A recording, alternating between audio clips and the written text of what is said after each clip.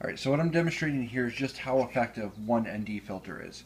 Now, we are doing this indoors. This is not a perfect environment to use the ND filter, but the concept and the methodology is exactly the same. So we look at it now. It's for indoors, it is perfect exposure. If you look right here, that's your little exposure meter. That it being on the center there means, according to the camera, you have the absolute most perfect exposure if it's centered there and it stays there. Once in a while, it will jump up and down as the lighting changes, and that might mean that you are just slightly off on your exposure because you're in between perfect and 1/3 of a step extra light, or less light.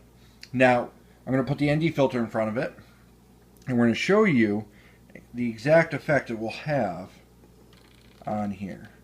So it dropped exactly 2 stops of light. We take it off, goes perfect, put it back in front of it, drops exactly 2.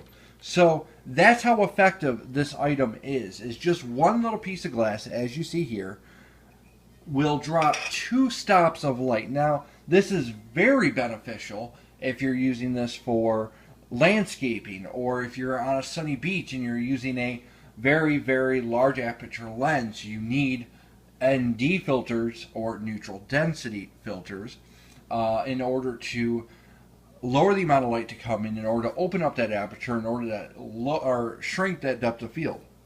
So ND filters are very cheap to get. Of course, the higher quality one you get, the better image quality you're going to get, but I would not personally break the bank getting a high-end ND filter unless you plan on making money off it.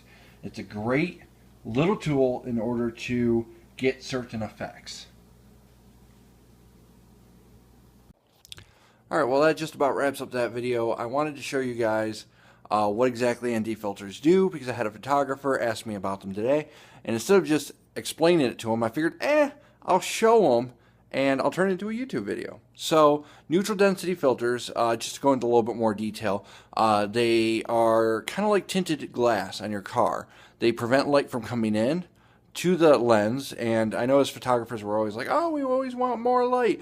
There are certain situations where you want less, whether it's a long exposure shot you're looking to get, whether it's something to lower your frame rate for video, or if you're doing portraits on a sunny beach, you can put one on, and if you have an f1 point, like an 85mm 1.2, you can drop it down. Instead of, let's say, it being a 7.1 or 5.6 on a sunny beach, you can drop it down more to 2.8 or maybe even lower, just by adding a couple ND filters. So they are rather effective. Not always good to get the cheap ones, but unless you're making money off your photography, you're not really going to see too much of a difference. And you can pick them up at any Best Buy, Amazon, your photography place of choice, local mom and pop store for photography. But I hope this helps you out. Remember, comment, like, subscribe, and share this video. I appreciate your guys' feedback. I appreciate you guys watching, and you guys have a good day. Toodles.